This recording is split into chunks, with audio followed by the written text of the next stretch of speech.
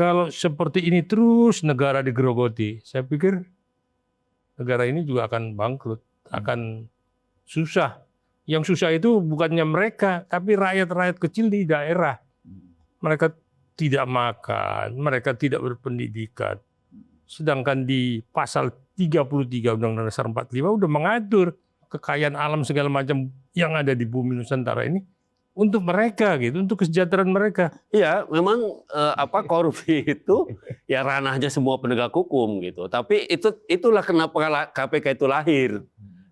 Kalau lihat undang-undang KPK kan gitu, karena institusi yang melakukan penegakan hukum korupsi ini dianggap tidak sukses gitu. Makanya dilahirkan KPK sendiri. Kalau mencari pelaku illegal logging ya sopir bulldozer, tukang panggul kayu itu ketangkap semua. Tapi uangnya, cukongnya ke bupati, ke wali kota, gubernur, dan seterusnya. Siapa yang melihat itu? Ini saya bicara tindak pidana yang bermotif finansial. Pangkas kesempatan dia menikmati.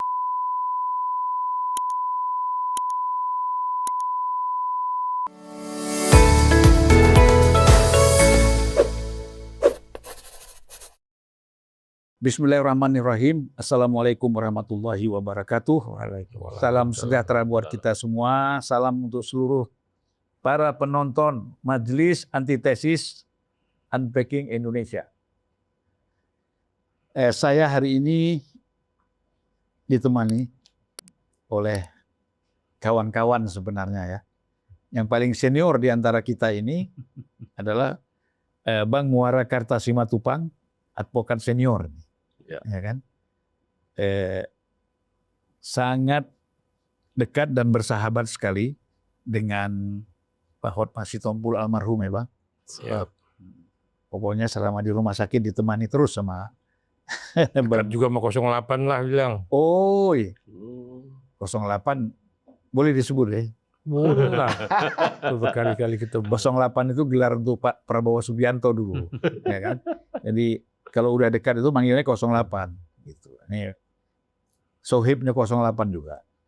Ya. Ya paling enggak masukan-masukan untuk masalah hukum ya, Bang. Ya. Kemudian yang di tengah ini Bang Abdul Fikar, ini Fikarnya pakai C ya, bukan pakai K ya. Jadi kalau orang baca itu bukan Fikar nih, Picar.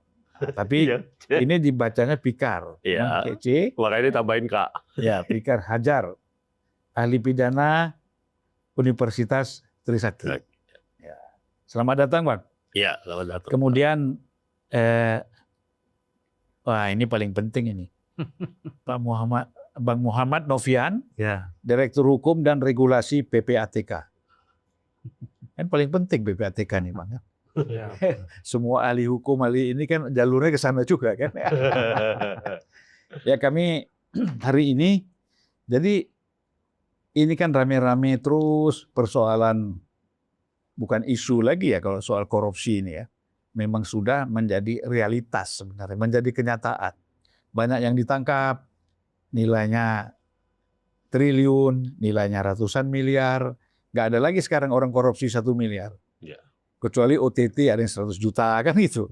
Nah, tapi kalau kita bicara korupsi sekarang kan udah ratusan miliar, sudah triliun. Iya. Mengerikan sekali. Triliunnya juga bukan udah ratusan triliun. Ya, ratusan triliun. Nah, ini kan nanti yang bisa menjawab kepada kita kan PPATK, Pak. Benar nggak nih ada uang nih ratusan triliun? Uangnya di mana? Kan gitu. Aset-asetnya ini di mana gitu. Itu bagiannya PPATK lah. Nah, jadi sebenarnya kan meresahkan ini. Karena sudah dianggap korupsi inilah yang membuat instabilitas ekonomi kita salah satunya kan. Betul. Nah, kalau ini terus membudaya, ya kan, sudah menjadi mentalitas. Ini kan agak semakin sulit nih, bukan sistem lagi. Ya kan? Kalau sistem itu kan ini pencegahan, orang kapok gitu kan. Tapi kalau udah budaya sama mental ini kan susah. Masuk penjara pun berkali-kali, tetap aja dia balik lagi. Sama kayak orang pecandu narkoba kan, dihukum berkali-kali, keluar narkoba lagi dia. Nah gitu. Nah Bang Muara Karta bagaimana melihat masalah ini, Bang? Jadi pasti mengikuti Bang ya, ada soal yang di PN Timah itu, kasus Timah itu 370 sekian triliun. Iya. Ya, kemudian ada lagi persoalan migas, oplos minyak dan macam-macam. Nah, ini mungkin kita kan bagaimana menjawab keresahan masyarakat ini. Juga keresahan 08 barangkali ya. Siap. Ya, jadi Bang Julpan ini saya lihat memang fenomenanya sudah tidak ada lagi budaya malu dan takut. Ya.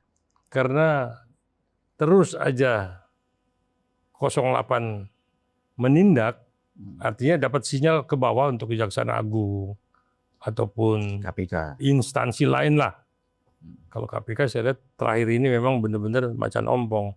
Jadi kepolisian, Kejaksaan. utamanya Kejaksaan Agung ini udah kita lihat memang gerakannya luar biasa, signifikan dalam gebrakan. Tetapi kan kita tidak pernah melihat ujungnya seperti apa gitu. Cuman di gebrakan awal terdapat sekian ratus triliun, sekian hampir 1.000 triliun kemarin yang disimpan di dalam satu rumah dengan 51 kilogram emas. Tapi kan kita nggak tahu belakangnya seperti apa. Belum oplos minyak 371 triliun, belum lagi timah, belum lagi yang lain ini saya dengar udah diendus lagi nih. Ya, terus termasuk Pak Erick Thohir juga sudah mulai dicium.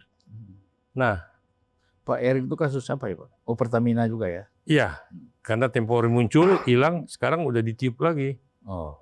Nah, jadi kalau seperti ini terus negara digerogoti, saya pikir negara ini juga akan bangkrut, akan susah.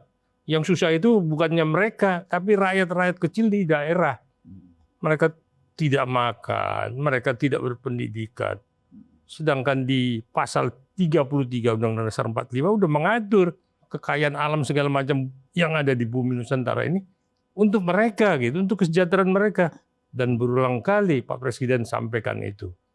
Jangan lu mencuri, jangan lu mengkhianati rakyat, jangan menyakiti rakyat. Tapi kan nggak ada jerah. Kenapa? Saya bilang, ya itu tadi. Karena aset-aset mereka itu tetap ada di mana-mana, bahkan di luar negeri disimpan. Kalau pemerintah berhasil menekan Senayan untuk digolkan undang-undang aset perampasan para koruptor dan pembuktian terbalik, saya pikir mungkin takut ya, dan para koruptor dihukum seberat-beratnya. Ini kan kita lihat paling 12 tahun. Tahu-tahu di 4-5 tahun ke depan sudah di luar lagi. Sudah ketemu lagi kita di mall. Bingung kita, lu kapan keluarnya? Kayaknya baru kemarin masuk gitu. Nah, inilah hukum yang memang sistemnya sudah salah. Makanya kalau muncul ormas nagih, ormas disuruh itu oleh satu kelompok atau beberapa kelompok, itu karena memang mewakili kepentingan rakyat kecil. Kalau dia sudah tidak makan, kalau orang sudah tidak makan, apa saja pun dilakukan. Artinya dia akan melakukan pelanggaran-pelanggaran hukum. Nah, inilah yang kita desak pemerintah, apalagi kan 08, dan Pak Presiden sudah mulai mendengungkan akan terus mendorong supaya undang-undang aset perampasan para koruptor ini segera digolkan, disahkan. Nah, ini kan di pemerintah kita lihat draftnya udah selesai, sudah didorong ke Balegnas. Tapi Senayan sepertinya no comment, artinya belum ada seperti apa menindaklanjutinya. Nah, ini saya pikir Bang Julpan sendiri mesti bersuara keras juga supaya memang ini jalan gitu. Ini kan cuma semangat di podium, semangat di mikrofon. Habis itu nggak berdenging lagi, gitu. Jadi gimana Bang Fikar? Ya. Kita melihat ini persoalan apa? Apa ini? Kalau saya tanya ini masuk politik nggak enak ya. Jadi kebutuhan kita terhadap undang-undang perampasan aset. Sebenarnya kita sudah punya TPPU ya. Apakah itu belum mencukupi? Kemudian kita perlu tambahkan lagi dengan undang-undang perampasan aset ini. Nah dari segi pidana nih dilihat seperti apa? Iya, gini. Sebenarnya perampasan aset itu jalan pintas dari proses penegakan hukum yang terlalu panjang. Gitu. Ya, ada banding, kasasi, segala macam. Tapi dengan undang-undang perampasan aset, negara nanti bisa langsung gitu. Ketika melihat bahwa ada orang dicurigai atau ada bukti bahwa orang ini memang menguasai aset negara yang ini, itu bisa langsung dirampas. Kalau ada perampasan aset. Iya. Undang-undang perampasan Jadi aset. tanpa proses peradilan sebenarnya. Walaupun ada hak juga bagi orang yang dirampas itu untuk mengajukan perlawanan atau bantahan gitu. Nah karena keras seperti itu di DPR pun keluar masuk tuh. Iya. Ya sudah kita dorong-dorong udah mau ini masuk lagi. Seperti itu karena orang akan mikir juga jangan-jangan saya kena juga sendiri kan gitu kan. Karena DPR banyak aset barangkali. Ya, memang problemnya syarat dengan berbagai kepentingan ya persoalan ini yang susahnya kan sebenarnya kan ini persoalan hukum. Tuh. Tetapi imbasnya kan menjadi persoalan politik. Di politik ini yang nggak selesai ini. Tadi pemerintah sudah secara terbuka menyampaikan draft rancangan undang-undang ini, dan saya nggak tahu apakah itu sudah dibuat. Biasa kan kalau ada draft itu dibuat pansus, ya kan, atau panja misalnya proses, kemudian untuk disampaikan ke balik, kemudian balik mengagendakan ke paripurna. Nah itu kan nampaknya belum berjalan ini prosesnya karena tidak terdengar, nyaris tidak terdengar. Kan? Balik terdengar pemakzulan rencananya. Yang terdengar pemakzulan. Ya, itu yang rame ya. Kok bukan mikirin rakyat, kok malah mikirin yang satu itu. Jadi Bang Novian, saya nggak tahu ya, apakah ada otoritas PPATK misalnya untuk dilaporkan oleh kejaksaan atau lembaga-lembaga institusi hukum kita tentang misalnya yang disebut tadi aset, ada korupsi sekian triliun, 300 triliun, sekian miliar misalnya. Ini ada nggak otoriti PPATK ini untuk minta mana asetnya itu, kan gitu. Nah, ini yang mungkin perlu disampaikan ini, Pak Novian. Ya, terima kasih Bang. Senior saya. Ya. Jadi kalau kita bicara penelusuran Bang, itu hal-hal yang tidak terlihat di tatanan formal, misalkan transaksi katakanlah. Mereka ini saya cerita dulu di awal. Pelaku kejahatan yang motif finansial ini semakin zaman modern, semakin ke sini mereka semakin tidak lagi ingin cepat tampil di permukaan. Supaya tidak ketahuan itu hasil kejahatan. Dengan berbagai macam cara yang mereka lakukan. Nah tentu di sisi lain aparat penegak hukum semakin sulit bicara ranah pembuktian, mencari alat bukti. Tapi tiba-tiba nanti di penghujung yang bersangkutan sudah kaya raya, sudah update status, punya moge dan lain-lain. Nah bagaimana pembuktiannya? Saya ingin katakan bahwasannya mereka penikmat harta hasil kejahatan itu berpura-pura bahwa itu bukan hasil kejahatan. Nah di titik berpura-pura inilah ranah salah satunya PPATK bisa menelusuri. Misalnya kan banyak sekali itu laporan bahwa ini tanah hibah kan? Iya. Warisan. Padahal kan warisan itu kan ada jalurnya kan? Iya. Kok tiba-tiba orang ini dapat warisan misalnya? Iya. Hibah masih enak Bang, ada tanahnya jelas. Iya. Kalau transaksi dia sudah pakai rekening orang. Oh. Jadi kalau dibilang itu transaksi Pak Novian bukan, itu transaksi A ke B. Padahal saya lah yang menguasai rekening itu. Iya. Nah untuk mencapai misalkan tadi itu PPATK sudah menduga itu transaksi mencurigakan, indikasi tindak pidana. Masih harus menunggu Penyidikan lagi. hasil analisis dan diserahkan ke penyidik, menunggu penyidikan. Tadi setuju sama Abang, proses hukum acara kita ya dalam tanda kutip terlalu lama. Bahkan nanti kita sudah hampir memastikan itu hasil kejahatan, uangnya sudah kemana-mana hilang. Saya ingin katakan penjahat menggunakan Ferrari, aparat penegak hukum kita masih menggunakan bajai, Pak. Nah, sepakat tadi Bang, perlu Pranata yang sifatnya akuntabel, cepat, bisa dipertanggungjawabkan tentunya, dan saya ingin katakan sebenarnya RUU yang disampaikan Abang tadi, RUU perampasan aset, itu namanya saja perampasan aset. Sehingga seolah-olah yang butuh memusuhi pihak yang sebaliknya. Padahal bukan loh. RUU perampasan aset itu filosofisnya ingin mensejahterakan rakyat. Kalaulah terbukti hasil kejahatan, ayo ambil untuk rakyat melalui negara. Itu yang pertama. Yang kedua, stabilitas, tadi Abang bilang, integritas ekonomi. Kalau itu berhasil, undang-undang tersebut berhasil, RUU tersebut berhasil menjadi undang-undang, investor akan percaya di Indonesia bisnisnya bersih. Kalau kotor siapa yang mau? Abang punya uang, Bang.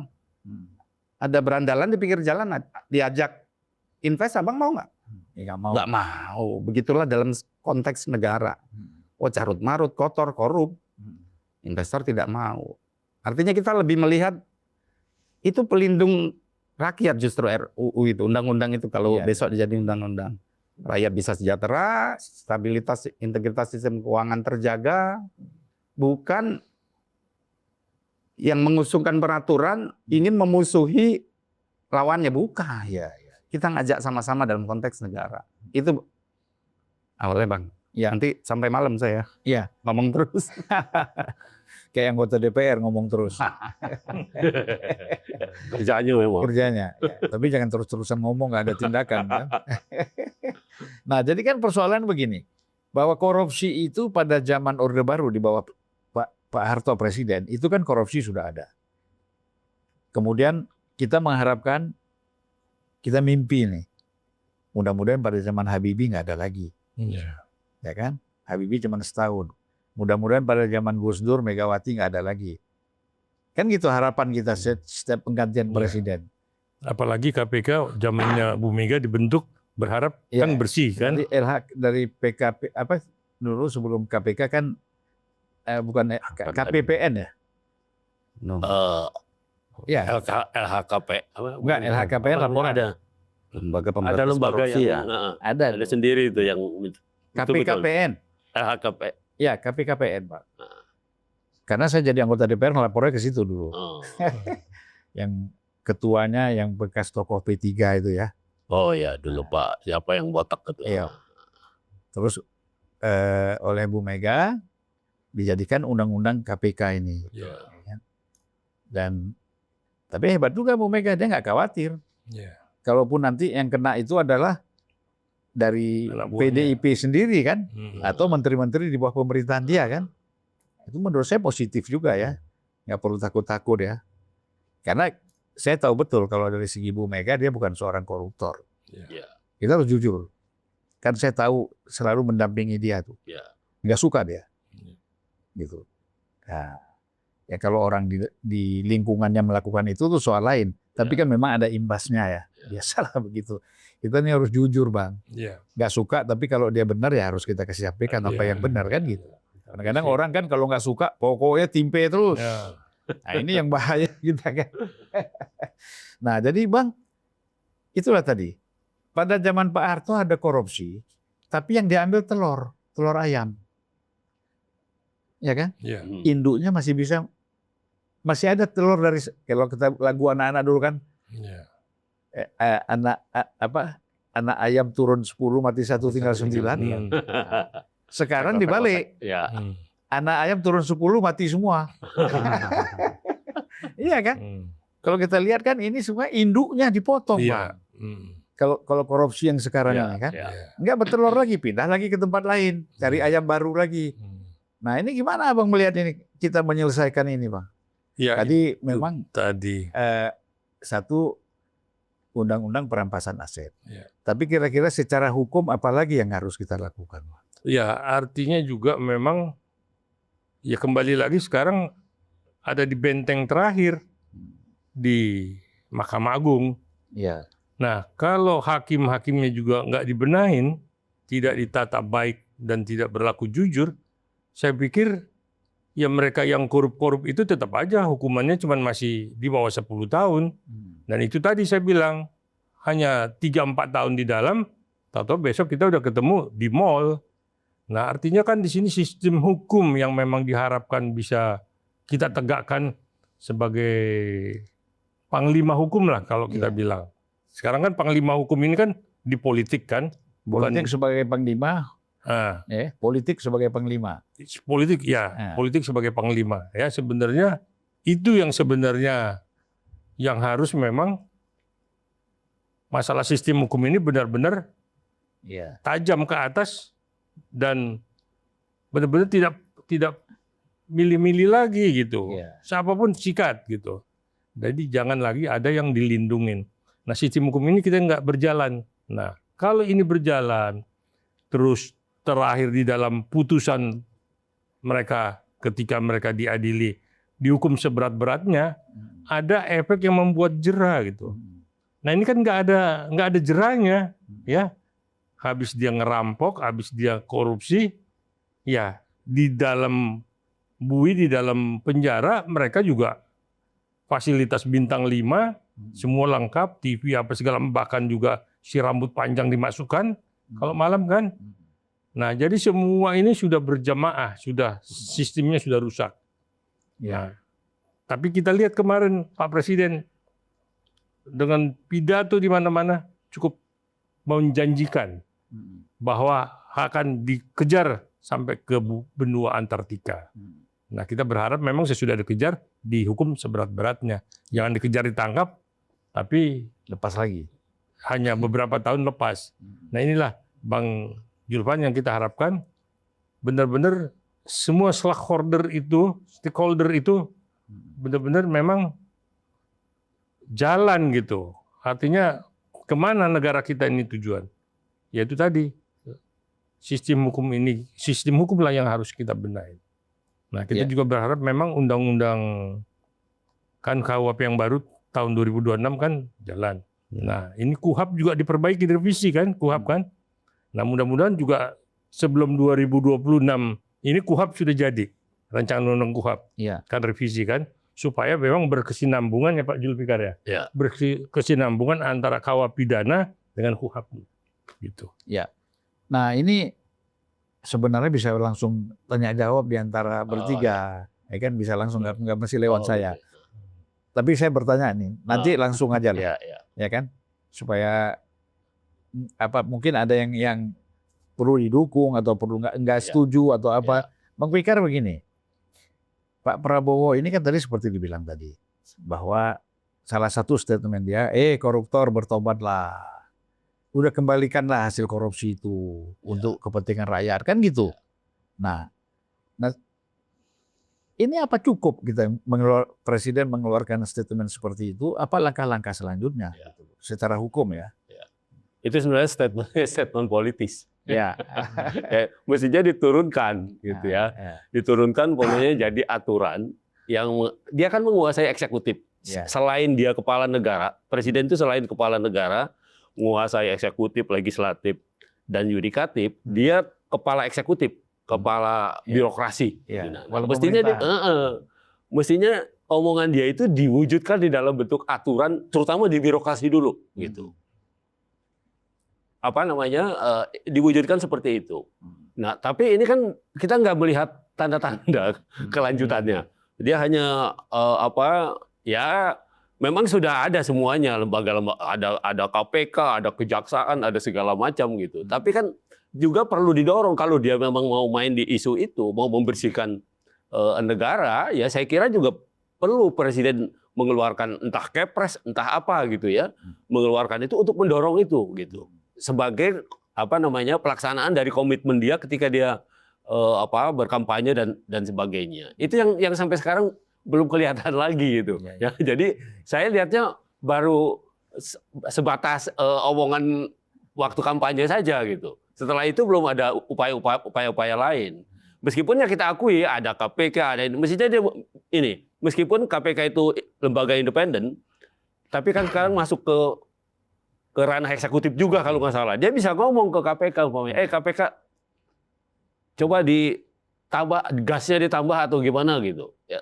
Apa Tapi bersihkan Pak birokrasi. Zulfikar, artinya kita lihat kemarin itu kan ada perintah kepada Kejaksaan Agung supaya dijaga oleh TNI. Nah, Artinya kan di sini ada bayang-bayang kalau Kejaksaan Agung itu merasa terganggu nah, karena punya kepentingan terhadap korupsi yang dibongkar. ya. Nah, maksud saya di sini ya kita tidak lagi kalau KPK kan kita lihat memang Udah jalan lah. udah nggak seperti yang kita harapkan lah. Nah, Biar dikembalikan lagi kepada fungsi dari institusi itu, misalnya Kejaksaan Agung, kepolisian. Itu maksud saya Pak Zulfikar. ya, ya. Iya, memang korupsi itu ya ranahnya semua penegak hukum gitu. Tapi itulah kenapa KPK itu lahir. Kalau lihat undang-undang KPK kan gitu, karena institusi yang melakukan penegakan hukum korupsi ini dianggap tidak sukses gitu, makanya dilahirkan KPK sendiri gitu. Itu yang terjadi itu Pak. Sejarahnya gitu. Nah sekarang kita mau dorong yang mestinya sih semua pihak ikut gitu. Nah karena itu kembali kepada Pak Presiden ya. Kalau dia memerintahkan kepada omongannya itu diturunkan secara jelas melalui surat perintah keputusan presiden apa gitu diturunkan Atau peraturan pemerintah. atau apa Kan diturunkan. yang lebih tinggi dari itu kan peraturan pemerintah setelah undang-undang ya. Iya. Supaya kan dia menguasai aparatur eksekutif. Iya kan? Ya. Walaupun KPK juga eksekutif, walaupun dia independen gitu ya. Tapi paling enggak kalau presiden yang mengeluarkan itu juga bisa jadi semangat untuk KPK Iya. bekerja keras gitu. Saya tambahin boleh Pak? Ya silakan. Bukan tambahin aja. Iya. Jadi mungkin kenapa dulu kita pakai bambu runcing bisa merdeka Bang kira-kira? Bambu runcing loh. Iya. Bukan senapan otomatis, tidak ada tank dan lain-lain. Sambil Nah ini kelembagaan sudah banyak. Iya. Kelembagaan anti korupsi, penegak hukum juga. Peranat hukum, kata Bang tadi, sudah ada. Apa yang salah? Kami melihat juga hal tadi, setuju Bang? Jangan sendirian. Mereka pelaku kejahatan itu terorganisir. Mereka janji untuk melakukan kejahatan rame-rame sehingga berhasil. Iya. Ayo penegak hukum, masyarakat melakukan hal yang sama. Iya. Bersatu antar stakeholder tadi Abang bilang. Itu yang pertama. Yang kedua pendekatan Bang. Orang sudah canggih, saya bilang tadi pura-pura, dia pura-pura baik. Figur-figur baik. Mohon maaf, agamis mungkin dia gunakan. Padahal di belakangnya fenomena gunung es. bolak-balik umroh. Agamis Pak, Iya. Bang. Ya kan? Umroh bolak-balik. Ya. Nah, pendekatan sudah ditawarkan Pak. Kalau PPATK mengistilahkan follow the money. Ikuti transaksi harta kekayaannya. Nanti di situ terlihat. Kalau sudah dibeberkan dokumen, sudah nggak bisa ngomong lagi mereka itu. Itu kalau melalui bank transaksinya. Tapi kalau yang disimpan Mereka sekarang sudah ke kripto Bang. di bunker, Ke di mana- Bukan Bitcoin, lagi, ya? iya, Ah, di Bitcoin, aset kripto sudah tidak terlihat lagi. Iya. Yang sudah masif dan global. Dan itu pakai nama orang lain ya. Iya, kecenderungan seperti itu. Tapi bisa ditelusuri Bang. Nah hanya saja tadi, misal ini bukan sok pintar, PPATK sudah berhasil menelusuri, teman-teman yang lain nanti lihat, ini apa ya? Debat kredit, nggak ngerti dia. Itu tuh Artinya dari kelembagaan, dari SDM aparatur, itu harus ditingkatkan Bisa juga kemampuan. pura-pura nggak tahu Bang. Itu lain hal.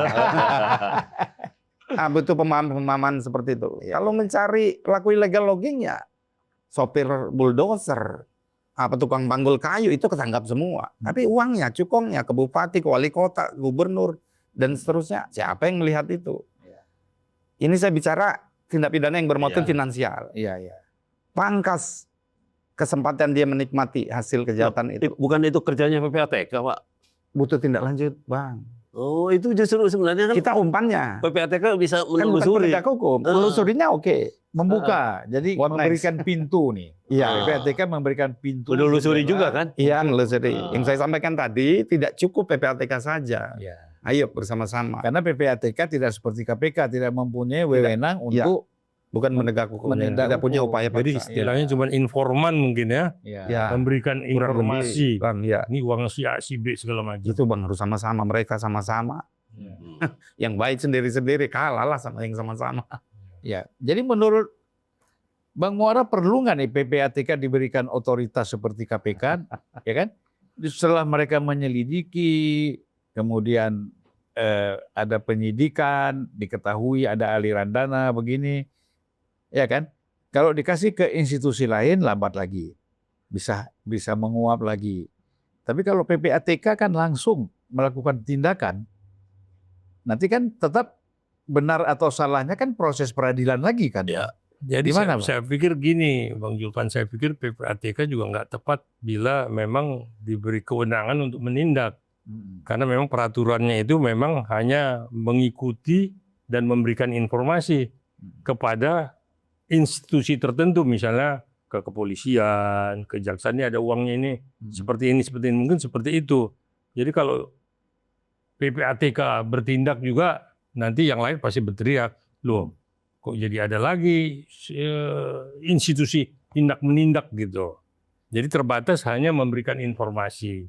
Nah ini ya tadi yang memang sekarang kan orang udah tahu tadi, nggak lagi melalui bank, udah Bitcoin apa segala macam, atau memang simpan di rumah. Nah inilah sekarang yang memang susah ngelacaknya, mungkin itu ya Pak ya. Gitu. Tapi yang paling sering itu bikin perusahaan di luar negeri ya. Salah satunya. Salah satunya kan begitu. Ya,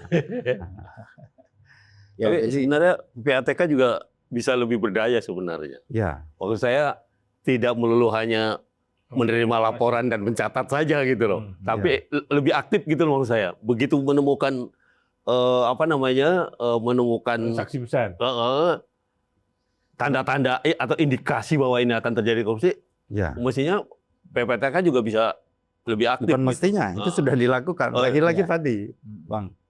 Tidak bisa PPATK saja kerja, hasil kerjanya Ada yang lain juga ya. tidak diserahkan kepada pihak lain. pihak lain ya. Pihak lain juga harus dengan nada yang sama, ritme yang sama, pendekatan yang sama tadi. Itu yang menurut saya justru menjadi kelemahan di situ gitu. Setelah diserahkan didiemin aja Nggak punya kewenangan paksa untuk ditindaklanjuti. Nah, saya mau tanya Bang Novian. Sampai saat ini ya, berapa banyak temuan-temuan yang mencurigakan itu? Ya kan? Ya. Satu. Kemudian berapa yang sudah diserahkan kepada kejaksaan, polisi, atau KPK? Iya.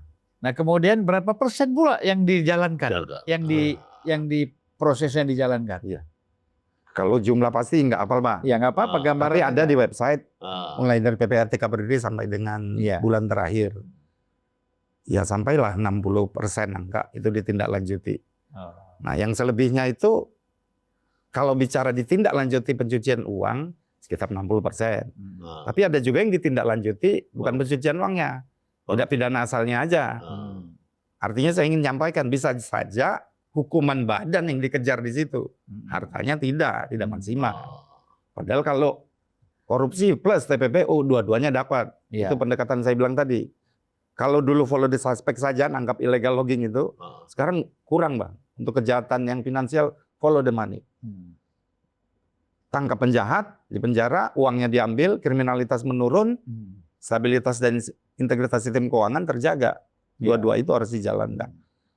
Nah pemikiran itu sampai nggak ke ujung, kata Abang tadi, ke meja hijau. Kalau dia cukup dengan memuaskan publik, menghukum orang 10 tahun, padahal mohon maaf di belakang harta kekayaannya nggak diganggu-ganggu. Dan Keluar dari penjara poya-poya lagi. deteran efeknya kurang. Ya. Pernah nggak PPATK menganalisis gitu? Sebenarnya harus ada perbaikan sistemnya lagi gitu. Ya, jangan penindakan orang saja. Benar. Iya kan? Karena dengan sistem yang seperti ini terus Iya. korupsi terus berproduksi. Jadi dimensinya memang dua. Penegakan Ada hukum, perubahan sistem yang lebih pencegahan. Penegakan hukum untuk ditindak, pencegahan bisa rekomendasi ke pemerintah. Iya. Dulu di tahun 2007 saya ingat sekali. PPATK tahu bendahara itu nakal buka rekening penampungan untuk APBN APBD. Tapi kalau kita jadikan itu masalah hukum, hampir seluruh bendahara di penjara, kira-kira kurang lah penjara. Bendahara mana nih, Pak? semua Seluruh bendahara nasional Oh. mempunyai sebelum perilaku daerah yang penerima sama. APBN gitu. Iya. Apalagi yang dia melewati siklus tahun anggaran, ditampung dulu di situ untuk lanjut besok. Bisa saja dia tidak jahat, tapi itu salah. Akhirnya apa? Kita lapor ke Kementerian Keuangan, itu dilarang dalam waktu 1 bulan 76 triliun. Uang yang dari rekening liar itu kembali ke tempatnya. Ada uangnya. Ada. Tapi kan itu sudah membiarkan kalau Abang bilang tadi kok nggak pakai rekomendasi. Itu kita respon, Pak. Makasih ya, Bang. Nah, saya mau tanya ya, Pak Novian, itu yang 1.000 triliun Kembalikan. uangnya dikembalikan kemana tuh? Apa masih tetap disimpan di Kejaksaan Agung? Nah, kalau proses hukum kan di penegak hukum, Mbak. Tadi produk PPATK diserahkan ke penegak hukum, selesai. PPATK hanya bisa mantau. Di situ aja. Iya. Mungkin tadi Abang usul menjadi penegak hukum, itu ada pro kontranya, Bang. Pro-nya gampang banget kita anak penjahat dan ngerampas uang. Kontranya kalau di dalamnya nanti ada yang nakal jadi penyakit lagi. Dia menjadi super body tadi. Ya jadi kok kita terasa bertahun-tahun ya Muter-muter. muter-muter Itu Bang persoalan. harus sama-sama, nggak bisa sendiri. Iya. Nah ini persoalannya di mana, Bang? Ya, kok kita nih muter-muter terus ya. Mulai zaman katakanlah kita ambil malah pada masa Gus Dur itu Gus Dur diimpeach gara-gara dana non budgeter dulu kan, Bulog kan, Ya, Bulog. gitu loh. Nah kemudian pada masa Megawati sebenarnya ada BLBI, tapi kan ada keputusan ya untuk apa ya namanya Diampunin. ya pengampunan dalam konteks asetnya dia diambil dan dijual oleh negara kan gitu. Tapi selanjutnya ini kita kan nggak dengar apa-apa ini. Iya. Nasib Bank Senturi seperti apa, Iya. misalnya kan? Tapi gini juga, Bung Julpan. Dulu kan dengan 6,7 triliun Bank Senturi, kan heboh. Iya, Pak. Pansus di Senayan. Nah ini 371 triliun, 1.000 triliun nggak ada pansus, semua Nggak ada. diam. Saya nggak tahu, mungkin ada juga yang didorong ke sana kan.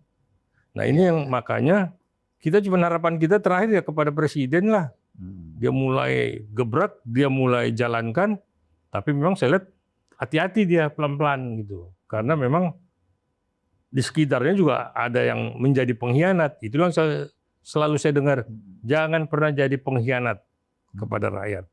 Kerja untuk rakyat, semua untuk rakyat, jangan sampai rakyat dikorbankan. Dari dalam. Ya, itulah. Memang pengkhianat itu dari dalam rata-rata kan. Kalau orang luar kan nggak bisa berkhianat. Iya. Iya betul. Itulah problem kita kan. Jadi solusi ya dari segi hukum pidana ini, secara hukum lah, bukan pidana aja ya, secara hukum solusinya apa ini Bang? Karena kalau kayak begini tadi kita udah diskusi kan, PPATK tangannya terbatas, kan gitu. Kemudian undang-undang aset ini juga tak kunjung disahkan. Pelepasan aset. TPPU ini juga terbatas kan? Iya. Ya kan? Iya. Harus dibawa dulu ke Mahkamah Agung, pengadilan ini panjang lagi itu, PK segala macam ya kan? Gini, orang kalau menyatakan pendekatan hukum seolah-olah itu peradilan saja, gitu, iya kan? Itu kelirunya. Ini perlu dijelaskan nih. Itu kelirunya kan menurut saya. Padahal hukum itu bisa, itu tadi yang saya katakan, berupa sistem yang bisa menjaga kebocoran. Itu yang sebenarnya harus dijaga gitu. Artinya apa? Tidak harus pakai penindakan pidana kalau sistem di dalam satu institusi bisa menindak orang-orang di dalamnya yang memang mencoba korupsi, itu kan akan lebih baik gitu. Nah, itu yang saya bilang, mestinya sistemnya yang diperkuat gitu. Ya, sistem Ya, hukumnya. sistem hukumnya di masing-masing di institusi dan sebagainya. Bahwa ada proses pidana, oke lah, itu mungkin ini bagian terakhir dari, umpamanya kalau tidak selesai dengan pembinaan administrasi atau dengan sistemik itu, baru ke pidana umpamanya seperti itu. Ya dulu kan kita ingat, sering sekali kita diskusi. Kita orangnya dulu atau sistemnya dulu, kan gitu bolak-balik. Iya, betul. Sistemnya bagus, orang nggak bagus, tetap ada pelanggaran. Ya, Orangnya bagus, nggak ada sistem, membingungkan juga. ya. Nah ini kan sekarang untuk memadukan situasi sekarang, dengan sistem yang bagus, dengan orangnya juga bagus, ya tepat gitu. Ya. Ini juga susah kan sekarang. Itulah makanya bambu runcing tadi, Bang. Nah, Saya mengistilahkan itu zaman dulu, orang mungkin jarang yang jahat. Ya. Bambu runcing aja dengan kebersamaan bisa menang negara ini. Iya. Ya. Sekarang sudah sistem yang canggih, apalagi IT yang luar biasa. Sudah AI. Malah ya. amburadul. Kebersamaannya sudah nggak ada lagi. Jadi gini Pak Rubias, kan ini banyak ada inspektorat, ada BPKP, ada BPK, nggak ada saya lihat tetap Bersama-sama Pak. Iya. Nah ini yang kita bilang Bersama-sama tuh. berjamaah akhirnya Iya, itu. semangatnya yang ada. Iya. Nah makanya kalau Pak Presiden dalam waktu dekat ini mendesak DPR supaya draft ini dibahas, saya pikir angin segar gitu. Ya. Oh setuju itu. Kita setuju. Ya, ini yang kita tunggu kan beberapa kali beliau Betul, Bapak. dalam event itu menyampaikan itu, saya genjot, saya hajak, saya Ya, Iya. jangan Ya. coba-coba mengkhianati. Nah, itu kan betul. berarti kan ada keseriusan gitu.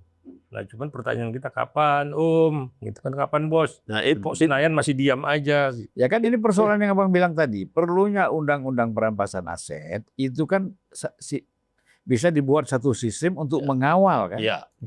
Nah, kalau betul. ini nggak ada bagaimana mengawalnya? Nah, itu yang gini, selama ini kan yang ngawal pengadilan, ya. Ah. Jadi orang yang salah dibawa ke pengadilan, ujungnya umpamanya hartanya dirampas, orangnya dihukum kan itu. Ya. Ya. Itu ternyata di jalanan juga ada banyak gangguan sistem yang ujungnya tidak seperti yang kita harapkan gitu. Ya, sebagian pengadilan itu kita anggap saja benar dan jujur, tapi sebagian ada juga drama kan? Nah, itu ya. Itu yang saya maksud itu. Lebih banyak dramanya. Ah. Ya, sampai ujungnya itu lebih banyak dramanya. Nah, karena Kalau itu ahli hukum bilang sudah banyak dramanya, kita nyerah. Harusnya ngundang pakar komunikasi tadi Pak. itu Ah. menjadi judul- penting undang-undang perampasan aset gitu, Judulnya untuk itu aja menjawab orang sudah situasi anti. itu. Perampasan aset. Padahal saya tadi ngajak berteman, bukan perampasan aset. Melindungi rakyat dan pemilik uang dan barang, plus menjaga ekonomi. Tapi Undang-undang memang itu.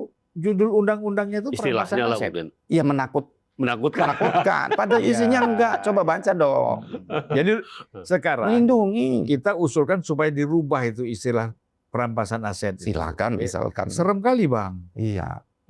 Karena begini Pak Jepan, merampas itu sebenarnya hanya haknya pengadilan, gitu. Ya karena pengadilan yang hanya bisa merampas Iya. berdasarkan putusannya kan Pak begitu. Zulfikar, kemarin itu ada seorang anggota DPR dari fraksi mana, saya nggak tahu dari partai mana. Tuh, jangan menjolimi para koruptor. Tuh, Sudah berbeda. kacau itu. Di Senayan aja udah Oh, bicara gitu. begitu. Dikira ngajak ribut. Coba misalkan pemulihan aset. Nah, Pemulihan. Iya. Yang dikira kotor dibuktikan tidak kotor, ya dikembalikan. bisa diganti. Benar kotor untuk Iya. rakyat. Jadi terminologinya diganti Iya. gitu ya, jangan Iya. perampasan supaya orang nggak ngeri gitu ya. Iya. Nah. Padahal Atau isunya jangan-jangan bagus dikasih banget. judul itu supaya Orang nggak jadi. nggak jadi, supaya orang ngeri kan. Betul, isu pemulihan aset. Ya. Betul. Isinya Nggak bagus juga, banget. nggak Lindungi juga, kita Bang pemilik Gilman. benda. Itu cuma nomenklatur aja lah. Perampasan aset itu mendengungkan bahwa serius memang para koruptor itu mesti dibasmi. Tapi kan masalahnya begini Bang, dengan kita mau serius dengan tema seperti itu, tak kunjung disahkan. Nah, itu. Kan kembali lagi ke nomor satu. Kalau Pak Presiden bilang jalankan, jalan semua. Saya kira mungkin sudah ada perintah juga, tapi DPR-nya nggak jalan-jalan. Masih hitungannya tabulasi. Ya, ya, ya. Karena itulah ketika hukum ini dipertimbangkan atas dasar kepentingan politik, maka nggak jalan. Ya, betul. Makanya kita harus hindari dulu pertimbangan-pertimbangan politik ini memang pure. Ya. Kita mau ingin supaya ada sistem hukum dan penegakan hukum yang benar. Iya, Kan iya. gitu. Tetap hukum sebagai panglima. Ya. Betul, saya sepakat tuh Pak. Selama pakai terminologi perampasan, itu nggak akan goal tuh undang-undang itu. Kayak seperti itu. Tapi sebenarnya kan mereka semuanya sudah belajar, sudah baca. Oh isinya bagus kok ini. Nah, Judulnya aja ini. Hmm. Kan tinggal diusulkan ke pemerintah, kesepakatan dengan DPR, Ya. kita ganti judulnya. Itu nggak Betul. bisa kok. Betul. Dulu kan pernah misalnya undang-undang pelarangan ini, rancangan undang-undang, saya ikut di dalamnya sebagai pansus, undang-undang minuman beralkohol. Nah, Itu juga ada beberapa kali perubahan itu. ya. Ya kan? Nah, Bisa diperbaiki. ya. Asal ada kesepakatan antara pemerintah dengan Ya. DPR. Ya. Setuju Bang. Ya. Sepakatan hukum itu. Iya. Kalau nggak sepakat susah juga kan. Cuma keluarga berencana. Iya. Berencana 2 orang cukup. Maksudnya baik. Coba dibalik istilahnya. Pelarangan punya anak lebih dari 2. Nggak ada yang mau terima. Oh. Iya, protes orang. Padahal sekedar nama. Iya. Sama aja 2-2 juga tuh anak. Keluarga Itu, berencana. Keluarga berencana. Jalan. Bukan pelarangan 2 anak lebih. Iya. Jadi perampasan aset harus dirubah. Pemulihan aset. Pemulihan aset. Ya itu. Jadi kalau kita lihat upaya-upaya PPATK, katakanlah walaupun KPK itu sekarang dilihat agak lemah, Ya. tapi juga bisa melakukan tindakan-tindakan hukum misalnya. Kejaksaan apalagi Ya. sudah terbuka sampai perlu dijaga TNI. Ya. Ini jangan gimmick aja, Bang. Jangan pencitraan aja. Gitu. Iya. Kita gawat nih begini, kita dijaga TNI nih supaya jangan. Hmm. Sebenarnya nggak ada juga tindakannya apa. Iya, padahal nggak ada juga yang Abang ini dikerjakan. memang jempol 2. Ya itu yang kita bayangkan ini betul kan sebetulnya Iya. atau cuma pencitraan aja gitu. Kalau kebersamaan tadi kan nggak butuh yang gitu-gitu Bang. Nggak butuh kalau kita bersama. Nah, Iya. Nggak butuh itu. Tapi memang ya, saya nggak tahu. Ada tuh salah satu presiden di Afrika di mana tuh? Ingat nggak kita? Saya baca di media sosial, nonton di media sosial.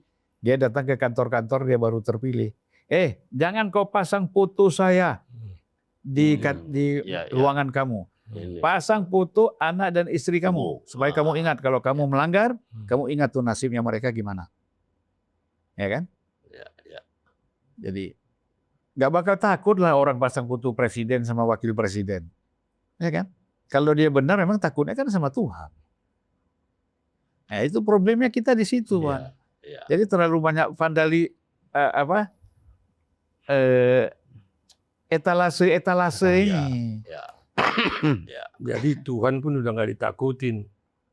Berdasarkan ketuaan yang Maha Esa, demi keadilan. Nggak juga tok-tok 2 tahun. Padahal korupsinya 100 miliar. Kan udah. Jadi udah nggak ditakutin Jadi lagi. saya pernah gitu. tanya Bang di salah satu negara di Timur Tengah, saya ketemu kawan saya tanya sama dia, kenapa kau lebih takut sama raja daripada Tuhan? Dia bilang kalau raja hukumannya sekarang, Tuhan nanti di hari akhirat masih jauh. Jadi dia lebih takut yang sama hukuman sekarang daripada nanti. Gitu. Sama, kenapa dia mabuk dan jahat? Enaknya sekarang. Kalau janji Tuhan nanti di sana enak. Dia pilih yang sekarang. Ya, Bang. Jadi memang menarik diskusi kita ini, ya. Nggak terasa sudah 50 menit ini. Kita ngobrol-ngobrol 10 menit lah. Jadi kesimpulannya memang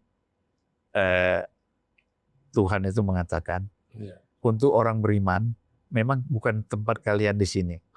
Di sini kalian menanam, tapi nanti orang beriman itu akan panen di akhirat. Biarlah selain itu panen di sini, tapi tidak Dan tidak di akhirat. di akhirat tidak panen dia. Iya. Jadi dunia ini memang bukan untuk orang beriman. Betul. Artinya kan tidak bisa orang beriman itu menikmati kesenangan-kesenangan dunia ini. Ya kan? Dunia ini untuk orang yang tidak beriman yang bisa menikmati apa saja. Bebas. Ya. Betul nggak Pak? Nah, jadi termasuk korupsi tadi. Jadi kembali lagi kalau saya lihat ya susah ya kalau ditinjau dari segi agama ini memang seperti tadi. Orang ini kan suka kadang-kadang berlindung di balik agama. Iya. Seolah-olah kalau sudah hafal Al-Quran 30 juz, ya kan? Kemudian sudah sembahyang tahajud, sudah kemudian sering umroh atau haji, tapi sering juga itu ditangkap orang-orang yang melakukan ibadah seperti itu gitu loh. Nah jadi memang ya tugas para kiai ya, tidak hanya ahli hukum. Jadi memang bersama tadi semua, ya kiai, ya pendeta, ya ini pemerintah. Sama rumah Bang. Hah? Kehidupan di rumah tangga. Ya. Orang tua, anak. Ya, jadi memang masih panjang perjuangan kita mencegah korupsi ini. Ya. Ya. Tapi undang-undang perampasan aset ini salah satu upaya juga sebenarnya. Selain ada KPK, ada ini perampasan aset ini kan sebenarnya kan jalan pintas sebenarnya. Tidak perlu lagi proses pengadilan, negara bisa langsung merampas. Gitu. Sebenarnya kan seperti KPK, Bang. Abang bilang tadi, ini KPK dilemahkan. Sebenarnya nggak perlu. Pasti semua orang yang merasa terganggu dengan institusi hukum pasti ingin melemahkan. Ya. Tapi kan upaya perlawanan dari dalam kan juga harus ada. Ya. Saya yakin tekanan-tekanan kepada PPATK juga ada. Betul. Nah, tapi apakah PPATK ikut pada tekanan itu? Misalnya? Kan ini. Karena Itu gini nggak? juga Bang Jupan, di internalnya KPK sendiri kan memang mengintip kan. Ini kubunya si A, kubu si B, kubu si C kan.